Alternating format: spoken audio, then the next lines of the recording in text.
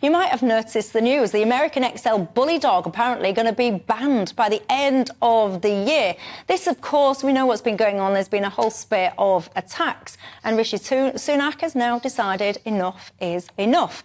Let's get straight into this then, shall we, with a man that knows a thing or two about dogs. I'm joined by Alleyne, who's a founder of the Canine Instructor Academy. Good evening. Thank you for joining me. First things first, about this ban, do you agree with it? No, I didn't agree with it in 1991 with the American Pit Bull Terrier, and I still don't agree with it today. We've seen how effective it was in 1991. We still see pit bulls. There are estimated to be thousands of them still in the UK. Just a couple of days ago, I had somebody ring up where their pit bull terrier is growling at their toddler. 23 years after this law was put in place, we've still got pit bull terriers. But what it did do was, by criminalising it, it encouraged the people who breed those sort of dogs to look for something else. And then what we got was the XL Bully, which was like a pit bull, but much more dangerous. And my concern is if we ban the XL Bully, we'll just see history repeat itself. They'll just come up with something else that's outside of the law. Yeah, and that is a concern that I've heard from quite a few people, I must say. I want to ask you a second question as well, because something caught my eye today. It stopped me again in my tracks. It is horrific, and I think as well you've seen the video. I'm going to play it for my viewers. I warn you, it is quite distressing. So, you know, if you are, easily upset or anything, just look away now. This is a little boy, right, and he's playing. I'll describe it for anyone that's watching and on the radio listening. There's a little boy, and he's playing outside his house. He's playing football, and this dog just basically comes at him out of absolutely nowhere, launches at him, jumps on him, takes him down, and this video is horrific. And this goes on, this dog locks on. You can see, I'm going to keep this video playing so you can see the duration of this attack. Adults come out in a second to try and help him.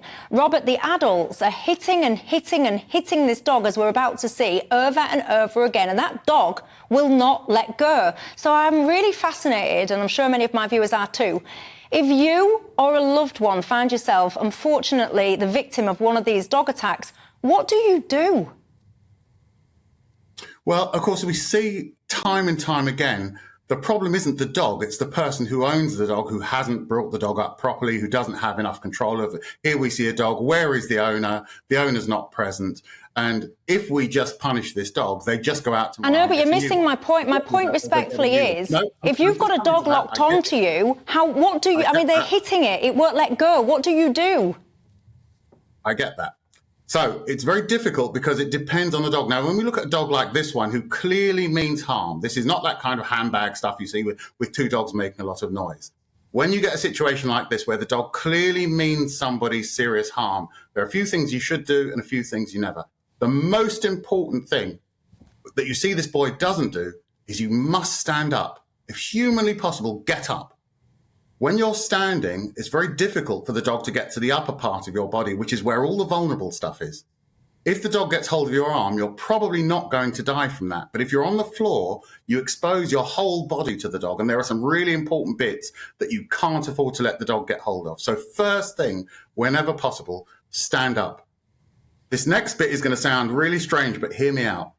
If the dog gets hold of a part of you that you think you can afford to lose, like an arm or a leg, leave it there until you can do something effective. Again, what I've seen time and time again in videos, and we see it here, they get the dog off the boy's arm and it immediately goes for his legs and his torso, which are much more vulnerable.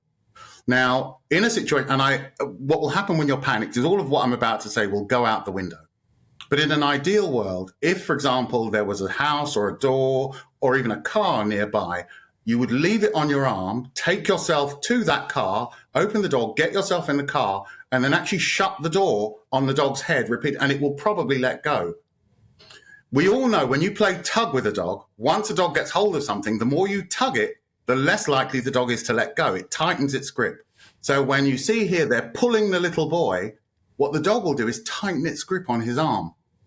So try and keep the boy still. Some dogs, when you're not moving, their prey drive will reduce and they may voluntarily let go, especially if you're also hitting it. But the risk with hitting it is the dog pairs the pain with the stimulus. So when you're whacking the dog who's attacking the child, in the dog's mind, the pain is coming from the child. So it often causes them to tighten their grip.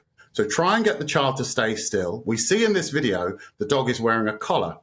What some of those people might have been much better doing is grabbing hold of the collar and tightening or twisting even the collar.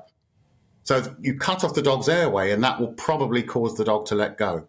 Right. Something else you can do, if you've got something very strong and long and flat, think of the wedge you use to hold your door open, that wedge of wood. Something long and flat that's very strong. What you can actually do is push it through the dog's teeth. When the dog's biting on something, there'll be a gap on either side. Slide it through, and then somebody's holding the dog's collar, and then the other hand, you prise the dog's mouth open, so at least for a second it lets go. You've already got hold of the collar, that you then pull the dog off. Right. Usually the dog will be so focused on the child that you would be able to get hold of it and probably pull the dog away without yourself being attacked. Goodness me. One of my viewers, Robert, one of my viewers has said she thinks that you get the back legs of the dog and you lift it up. Don't do that. Don't do that. Don't lift the dog's back legs up. Don't stick your finger in its bum. All those things will just make the dog turn around at you, and you're now at head height with the dog. Don't do any of that. That's terrible ideas. I've heard all sorts of crazy things. Don't do those. Right. Yeah? Fascinating if you lift stuff. the back legs, front legs will come around, and you're then in a lot of trouble. Don't do that. Whew, goodness me. All right. Robert, that's Robert Alleyne. Thank you very much for your time. He's the founder of the Canine Instructor Academy.